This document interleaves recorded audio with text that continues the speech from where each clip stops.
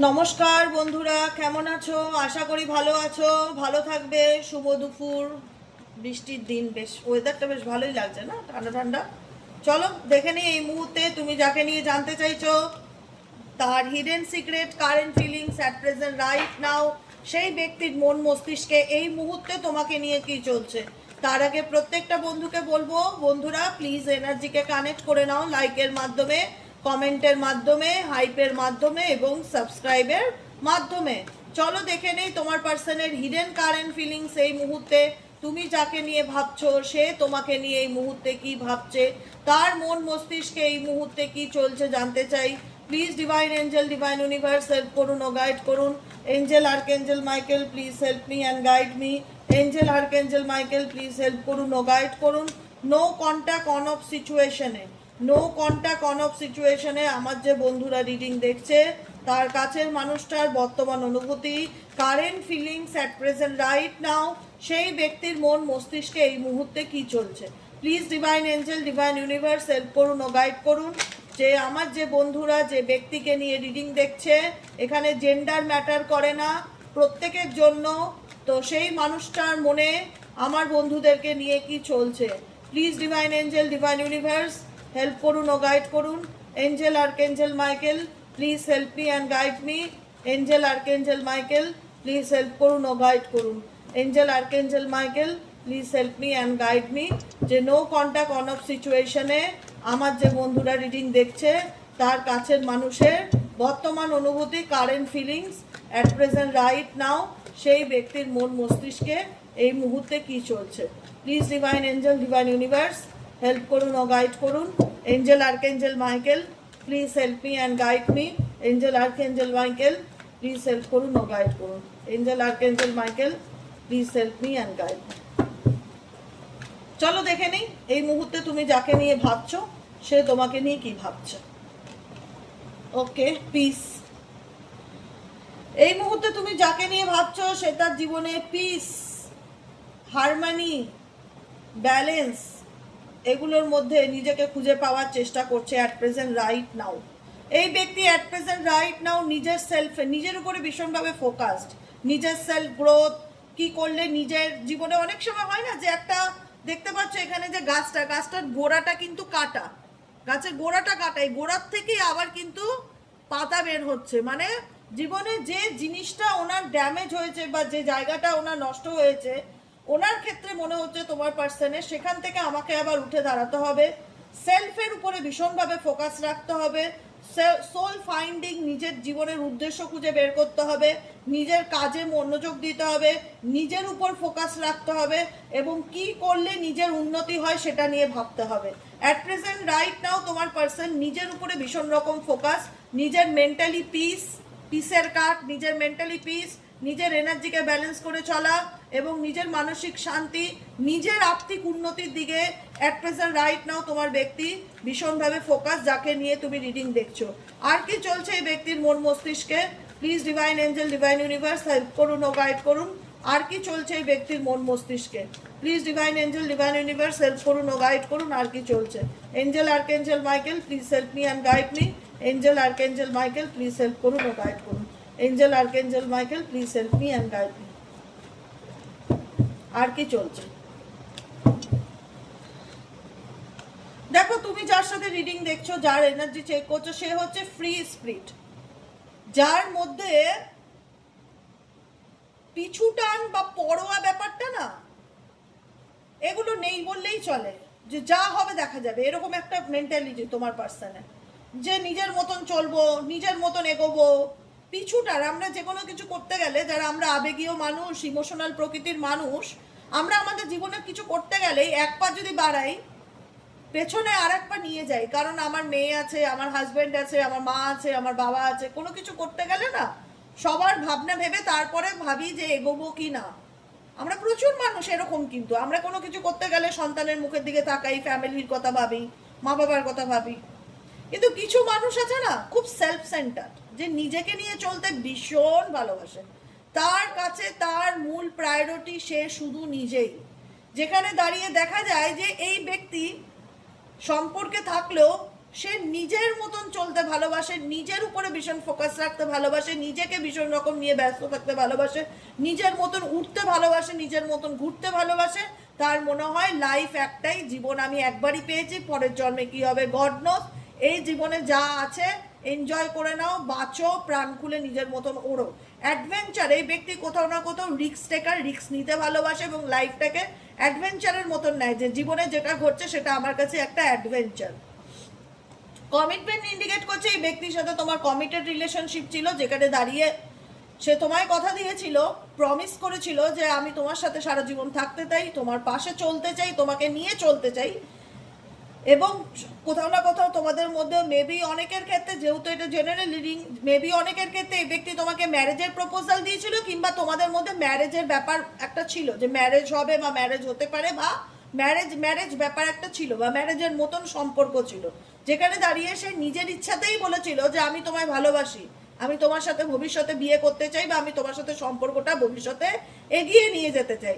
সেই জায়গায় দাঁড়িয়ে তুমি কি দেখলে? ডেফিনেটলি তোমাদের মধ্যে একটা রিলেশনশিপ গড়ে উঠলো, আন্ডারস্ট্যান্ডিং গড়ে উঠলো, একটা অ্যাট্রাকশন গড়ে উঠলো, একটা কেমিস্ট্রি গড়ে উঠলো, একটা যেখানে একটা এমন একটা সম্পর্ক, যেখানে সম্পর্কটাকে নিয়ে তুমি একটা আলাদাই, মানে একটা হয় না যে আলাদাই একটা শান্তি অনুভব করতে পারলে, যে আমি আমার জীবনে একটা মনের মানুষকে খুঁজে পেয়েছি, যে কিনা আমাকে সিরিয়াস, আমার লাইফে সে আসতে চায়, সে আমাকে বিয়ে করতে চায়, সে আমার সাথে সারা জীবন পথ চলতে চায়। কোথাও না কোথাও তোমার একটা সময় তার সাথে খুব ভালো বন্ডিং গড়ে উঠলো, এবং সেই বন্ডিংটা কোথাও না কোথাও এতটাই কাছাকাছি চলে গেল, যেখানে দাঁড়িয়ে তোমরা রোমান্টিক্যালি, ফিজিক্যালি, মেন্টালি একে অপরের প্রতি ভীষণ রকম অ্যাট্রাকশনকে ফিল করতে লাগলে। ঠিক আছে, সেকেন্ড চান্স ইন্ডিকেট করছে এই সিচুয়েশনে তোমাদের মধ্যে এমন কিছু পরিস্থিতি তৈরি হলো। কেন এই ব্যক্তি সেকেন্ড চান্স চাইছে? কেন এই ব্যক্তি সেকেন্ড চান্স চাইছে? কেন এই ব্যক্তি সেকেন্ড চান্স চাইছে তোমার কাছ থেকে? কেন এই ব্যক্তি সেকেন্ড চান্স চাইছে তোমার কাছ থেকে? কেন এই ব্যক্তি এমন কি করেছে যার জন্য তাকে তোমার কাছে সেকেন্ড চান্স চাইতে হবে? এই ব্যক্তি এমন কি করেছে তার জন্য তোমার সাথে এমন কি করেছে যার জন্য তোমার কাছে এই ব্যক্তি সেকেন্ড চান্স চাইতে হচ্ছে?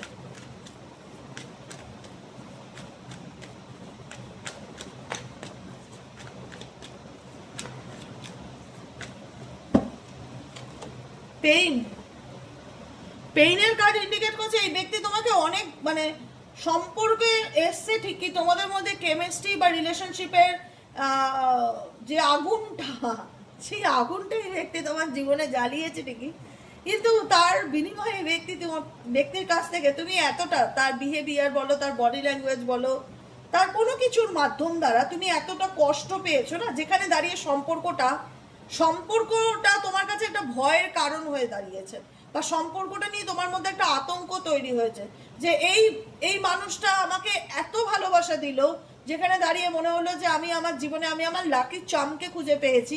এখন এই সম্পর্কটাই আমার কাছে ভয়ের কারণ, এই সম্পর্কটাই আমার কাছে একটা আতঙ্কের কারণ, যেখানে তোমার মনের মধ্যে অনেক কষ্ট, এই ব্যক্তির দ্বারা তুমি অনেক কষ্ট পেয়েছো, যে কারণে হয়তো এখানে সেকেন্ড চান্সের কার্ড এসছে, যে কারণে হয়তো এই ব্যক্তি চাইছে দুবার আবার মকা পেতে তোমার কাছ থেকে।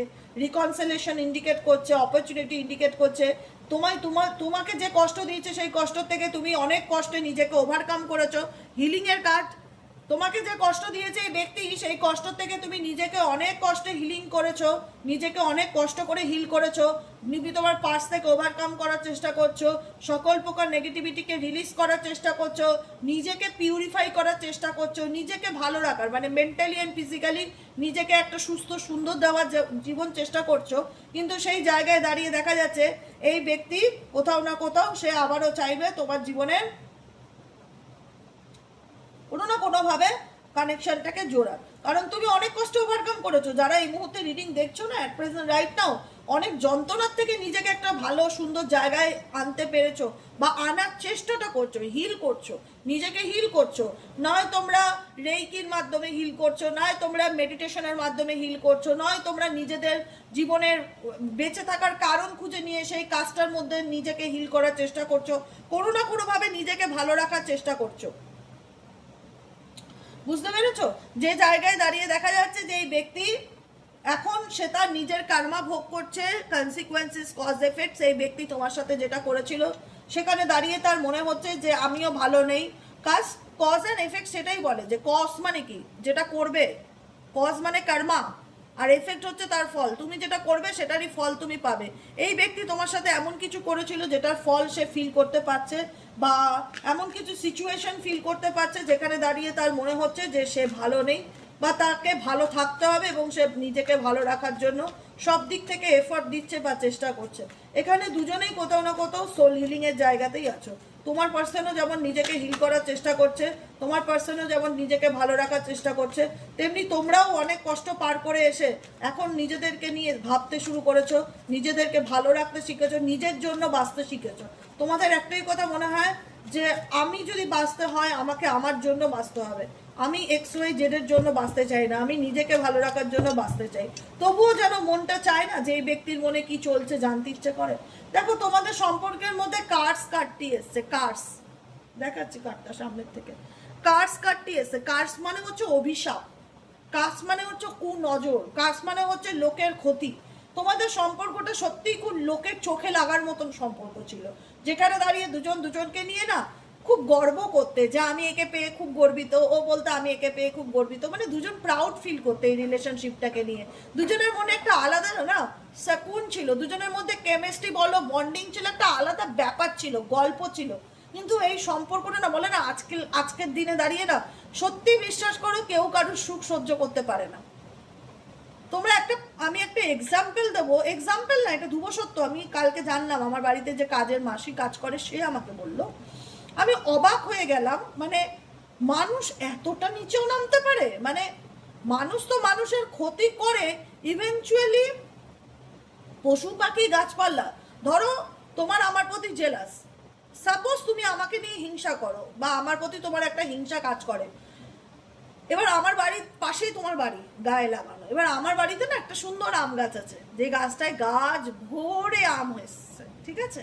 এরকম আমি শুনলাম যে, আমি জানি না কতটা সত্যি মিথ্যা, বলছে যে জানো যে ওদের বাড়ি একটা আম গাছ আছে, হাই রোডের পাশে ওদের বাড়ি, গাছটাতে এত আম যে গাছটা ঝুলে গেছে, পুরো গাছ ভর্তি আম, এত সুন্দর ফলেছে যে যে যাবে সেই তাকাবে গাছটাতে 2 মিনিট, এত আম ডালে ডালে ভরে গেছে আমে। তাকিয়ে থাকতে হবে গাছটার দিকে 2 মিনিট ধরে, যে গাছটা এত সুন্দর অপূর্ব লাগছিল দেখতে। যে কেউ বান মেরে না গাছটাকে এমন করলো, ওই তরতাজা গাছ ভর্তি আমটা 5 থেকে 7 দিনের মধ্যে শুকিয়ে মরে গেল। আমি না রীতিমতো শক যে হ্যাঁ, মানে বলছে গাছটা 5 থেকে 7 দিনের মধ্যে পুরো শুকিয়ে পুরো মরে গেল, গাছটা নেই, ওই আম ভর্তি গাছটা। তো ওদের বাড়ির লোকের বক্তব্য গাছটাই কেউ বান মেরে গাছটাকে হিংসা করে নষ্ট করে দিল যাতে ওরা সেই ফলনটা না পায়। তা আমার বক্তব্য, মানুষের মানসিকতা মেন্টালিটি কতটা তলানিতে এসে ঠেকেছে যে একটা গাছে ফল ধরলে লোকের গাছে সেটাতেও লোকের জেলাস হয়, হিংসা হয়, সেটাও বান মেরে ক্ষতি করে দেয়। বান অনেক কিছুতেই মারা যায়, পশু পাখি গাছপালা মানুষ অনেক কিছুর উপরেই মারা যায়। তো সেখানে তো আমরা মানুষ, একটা একটা গাছ সেটাকে পর্যন্ত লোকে ছাড়ে না, হিংসার চোটে সেটাকে নষ্ট করে দিল। আমি কালকে শুনে না রীতিমতন শক, আমি যে গাছটাকে মেরে দিল, মানে মানুষ এতটা নিচে নামতে পারে, এতটা নিচে যার কোনো কথা নেই, কি করে পারে, তার মেন্টালিটি কি করে এতটা সস্তা হতে পারে। একটা গাছ বাবা তোমার কোন ক্ষতি করলো, যেহেতু ওনাদের সাথে শত্রুতা, ওনারা এত গাছে এত আম এত ভালো, মানে হিংসার চোটে ক্ষতি করে দিল। তো সম্পর্কটাও ঠিক এরকমই, তুমি তোমার পার্টনারকে নিয়ে ঘুরছো ফিরছো, বিবাহিত জীবন খুব আনন্দ করে কাটাচ্ছ, সবাই সবার সুখ কিন্তু সহ্য করতে পারে না। তোমাদের সম্পর্কের মধ্যে এমন কিছু মানুষজন আছে হিংসার চোটে, সত্যি কথা বলছি, হিংসার চোটে সম্পর্কটাকে নষ্ট করে দিল, শুধুমাত্র হিংসাতে, যে আমিও ভালো নেই তোদেরকেও ভালো থাকতে দেবো না। কার্স হচ্ছে সেটাই। এই কথাটা আমার কালকে শুনলাম, আমি তোমাদের সাথে আজকে শেয়ার করলাম যে দেখো মানুষের মানসিকতা কোন লেভেলের নিচে নেমেছে, কোন লেভেলের তলানিতে এসে ঠেকেছে, যে তাদেরকে মানুষ বলতেও আমার লজ্জা লাগে। মানুষ মানে কি, যার মান আছে, যার হুঁশ আছে, তাকেই তো মানুষ বলে। তো এই ধরনের মানুষদের না থাকে নিজের মান, না আছে নিজের হুঁশ, না হলে এত নিম্নতম কাজ কি করে করতে পারে, এত ছোট কাজ। বুঝতে পেরেছো?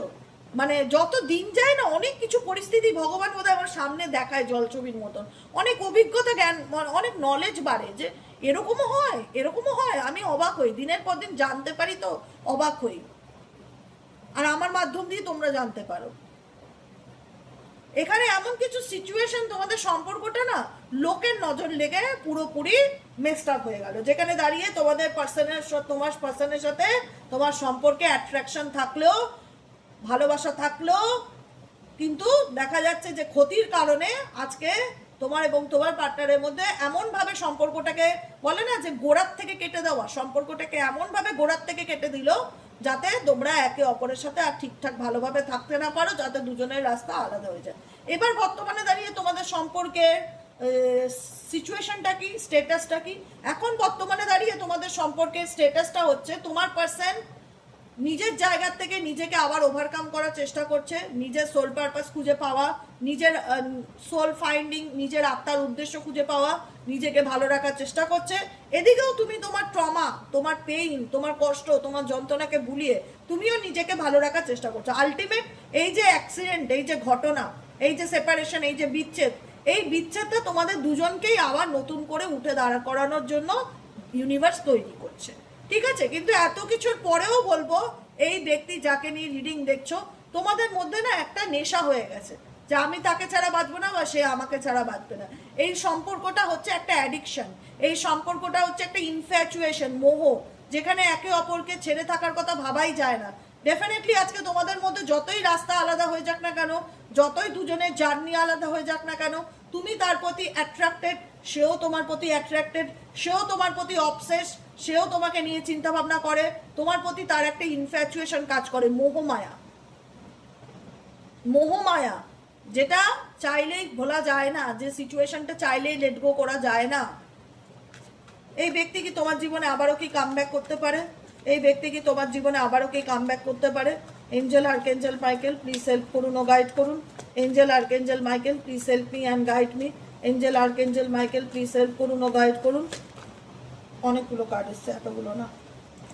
এই ব্যক্তি আবারও কি তোমার জীবনে কামব্যাক করতে পারে? Angel archangel Michael please help me and guide me. Angel archangel Michael please help করুন ও গাইড করুন।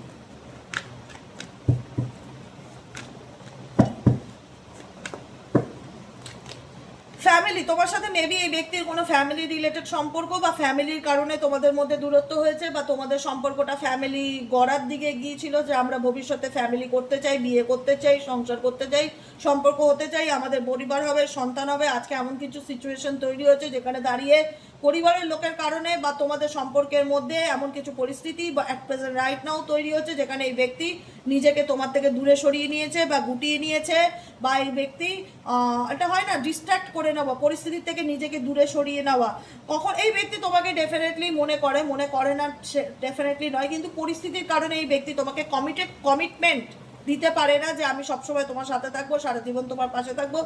কখনো দেখা এই ব্যক্তি তোমার সাথে আছে, কখনো দেখা এই ব্যক্তি তোমার সাথে নেই। মানে এই ব্যক্তির আসা যাওয়াটা তোমার মধ্যে একটা অনিশ্চয়তা তৈরি করে ফেলেছে, যে আমি আদৌ জানি না যে দিদি এই ব্যক্তির সাথে আমার আর কোনোদিনও সংসার সম্পর্ক হবে কিনা, বা আমি আদৌ নিশ্চিত নয় যে এই ব্যক্তির সাথে আমার ফিউচার আছে কিনা। কারণ এই ব্যক্তির উপস্থিতি বা এই ব্যক্তির আসা যাওয়া আমাকে ভীষণ রকম একটা অন্ধকারে টেনে নিয়ে গেছে, যেখানে দাঁড়িয়ে আমি নিজেও বুঝতে পারি না যে অ্যাকচুয়ালি সে কী চায়। অ্যাকচুয়ালি সে আমার সাথে কি সত্যিই একটা সম্পর্ককে এগিয়ে নিয়ে যেতে চায়, নাকি সে এড়িয়ে যেতে চায়। আর অ্যাকচুয়ালি তোমার পার্টনার না তোমাকে ছাড়তে পারছে না তোমাকে ভুলতে পারছে, দুটো পরিস্থিতির মধ্যে টানাপোড়েনের মধ্যে দিয়ে যাচ্ছে, যে কারণে এই ব্যক্তি কখনো তোমার লাইফে আসছে, আবার কখনো তোমার লাইফ থেকে ভ্যানিশ হয়ে যাচ্ছে। এরকমই সিচুয়েশন তার চলছে এই মুহূর্তে। আর কি চলছে এই সম্পর্কে? Please divine angel, divine universe help করুন ও গাইড করুন। আর কি চলছে এই সম্পর্কে? Angel archangel Michael please help me and guide me. Angel archangel Michael please help করুন ও গাইড করুন।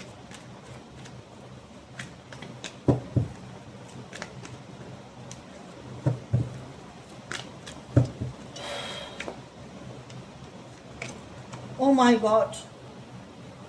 Trapped. Last cut.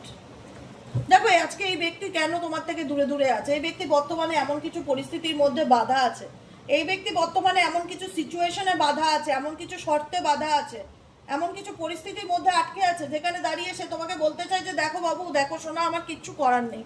আমি চাইলেও তোমাকে কমিটমেন্ট দিতে পারবো না, আমি চাইলেও তোমাকে প্রতিশ্রুতি দিতে পারবো না, বা আমি চাইলেও সবকিছু আগের মতন করতে পারবো না, কারণ আমার হাত বাঁধা। কারণ আমার হাত বাঁধা, আমি ট্র্যাপে পড়া মানে বুঝছো, ট্র্যাপে পড়ে যাওয়া, কোনো কিছুর পরিস্থিতির মধ্যে ফেসে যাওয়া বা আটকে যাওয়া বা ঝুলে যাওয়া, এরকম কোনো পরিস্থিতির মধ্যে তোমার পার্সন ডেফিনেটলি রাইট নাও আছে, যে কারণে তার একটাই কথা তোমাকে বলতে ইচ্ছে করে যে আমি এমন পরিস্থিতির মধ্যে আটকে আছি বা এমন সিচুয়েশনের মধ্যে আটকে আছে যেখান থেকে চাইলেও আমি বেরোতে পারবো না, বেরোতে পারছি না, আমার হাত পা বাঁধা, মানে আমি চাইলেও কিছু করতে পারবো না, যে কারণে না পাচ্ছি আমি তোমাকে ছাড়তে, আর যে কারণে না পাচ্ছি আমি তোমাকে ধরতে, এই দুটো পরিস্থিতির মধ্যে দিয়ে আমি চলছি।